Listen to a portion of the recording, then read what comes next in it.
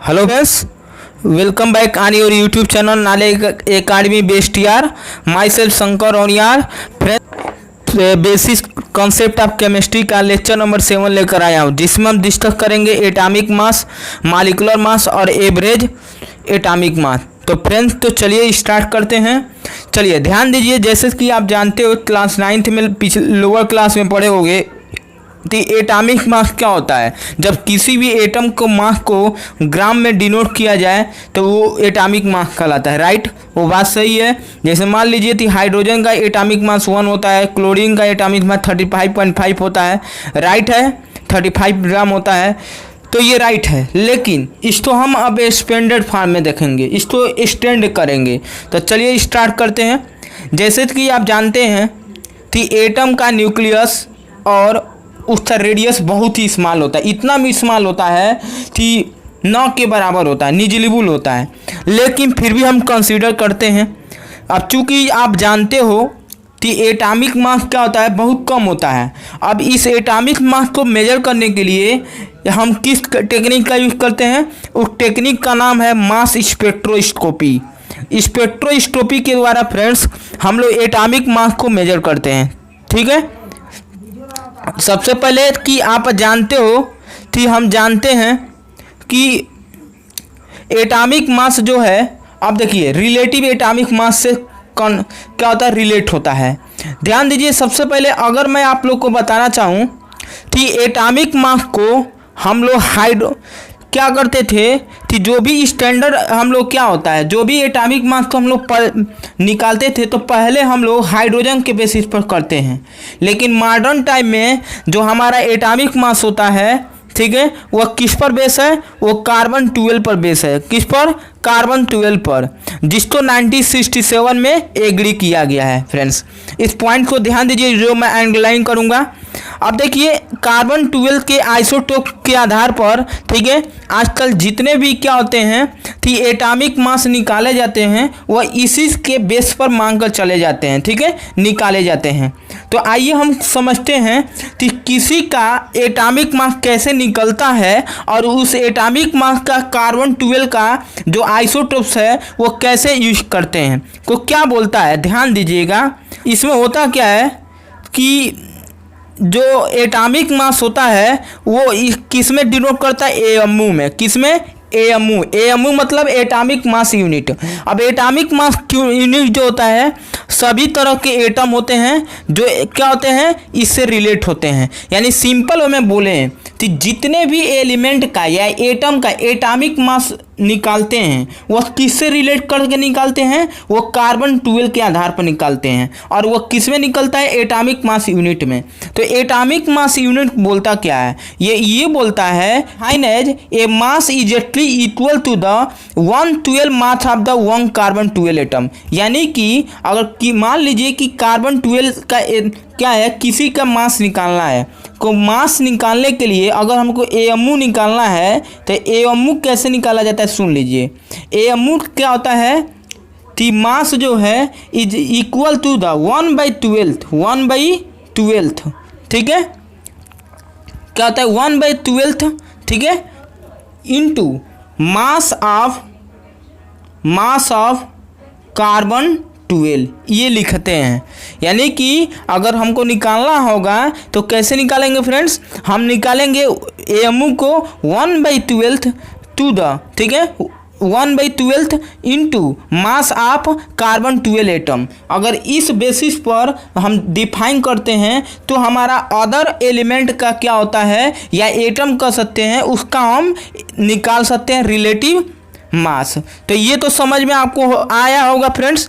ध्यान दीजिए कि अगर बात करें, अगर हम कंसीडर करते हैं तो ध्यान दीजिएगा कि एक एएमयू बराबर होता है, ठीक है, कार्बन 12 के आधार पर जब हम निकालते हैं तो आपका आता है 1.66056 इंटू 10⁻⁻24 ग्राम। ये रिलेशन होता है, ठीक है फ्रेंड्स। जैसे कि आप जानते हो, ध्यान दीजिएगा कि आप लोग 9th पिछले क्लास में पढ़े होंगे कि हम पढ़ाया भी हूँ, आप वीडियो बनाया हूँ, आप देख सकते हैं। आप जानते हैं कि मास ऑफ एक एटम होता है, मास ऑफ एक एटम आप हाइड्रोजन का निकालना है तो कैसे, देखिए मास ऑफ 1 एटम आप हाइड्रोजन का निकालना है तो आप कैसे निकालना है ये ध्यान दीजिए। इसके लिए हमको क्या करना होगा कि मान लीजिए कि मास ऑफ, आप जानते हो कि मास ऑफ हाइड्रोजन एटम का इतना होता है।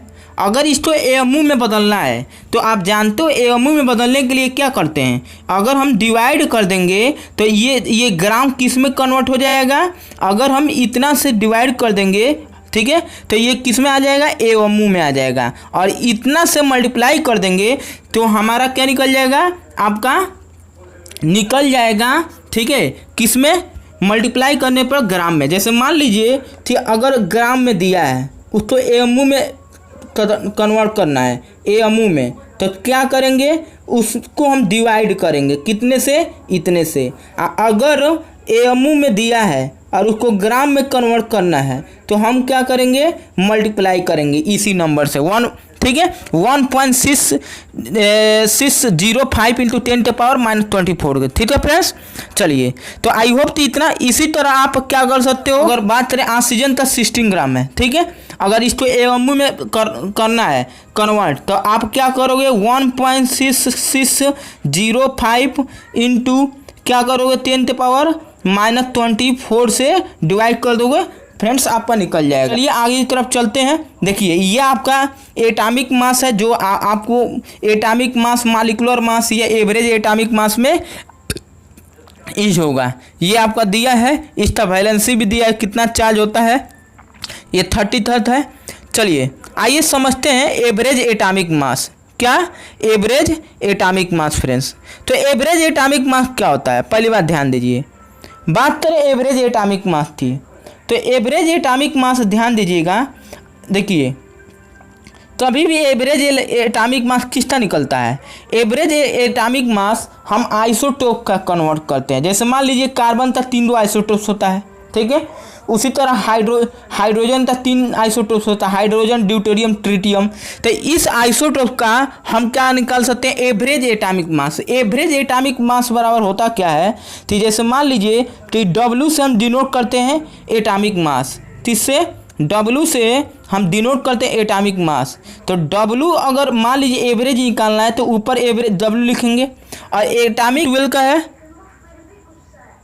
देखो कार्बन 12 क्या है, देखिए कार्बन 12 का रिलेटिव स्ट्रेंथ मास दिया है, तो देखिए इसको इसमें क्या किया है, मल्टीप्लाई कर दिया है।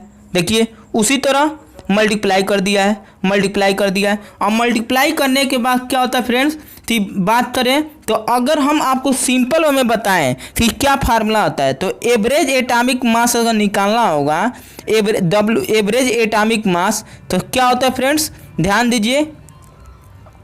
देखिए होता है यानी कि सम ऑफ, ठीक है,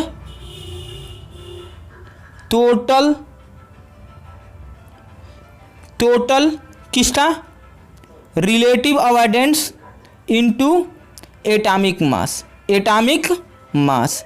तो एटॉमिक मास जितना दिया रहेगा उन दोनों का मल्टीप्लाई। देखिए जैसे मान लीजिए एटॉमिक मास दिया है, जैसे कार्बन 12 दिया है, कार्बन 13 दिया है, कार्बन 14 दिया है, तो कार्बन 12 का एटॉमिक मास और रिलेटिव अबंडेंस का मल्टीप्लाई कर दिए, कार्बन 13 का इन दोनों का इसमें कर दिए, इन दोनों और इसको ऐड कर देंगे तो हमारा निकल जाएगा आसानी से फ्रेंड्स। तो आई होप तो आपको समझ में आया होगा। इसी तरह आप ऑन एलिमेंट का, अब मॉलिक्यूलर मास, आपको पता है कि मॉलिक्यूलर मास क्या होता है, sum of the total atomic mass क्या होता है, मॉलिक्यूलर मास होता है। अगर टोटल एटॉमिक मास को जोड़ दें तो मॉलिक्यूलर मास होता है। जैसे मान लीजिए अब इसको हम एएमयू में डिनोट करते हैं, ठीक है, जैसे मान लीजिए मेथेन है, तो मेथेन है तो कार्बन का 12.011 यूनिट होता है, और हाइड्रोजन का देखिए एक हाइड्रोजन का 1.008 होता है, तो 4 है तो 4 क्या होगा, मल्टीप्लाई कर देंगे और ऐड करेंगे तो इतना आएगा। ठीक है फ्रेंड्स।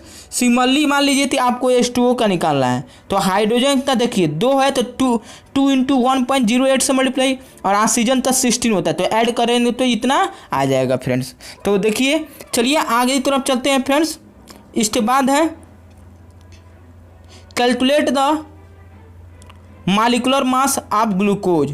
अब ग्लूकोज का निकालना है, तो ग्लूकोज का निकालना है तो आपको पता है कि ग्लूकोज का क्या होता है फ्रेंड्स, कार्बन का 12 होता है तो 12 इंटू 6। हाइड्रोजन का कितना होता है 1 होता है तो 1 इंटू 12 यूनिट में ले सकते हैं। और ऑक्सीजन 16 इंटू क्या ले सकते हैं 6, और इसको ऐड कर देंगे यूनिट में आपका मास निकल जाए। तो आई होप कि आपको वीडियो समझ में आया होगा।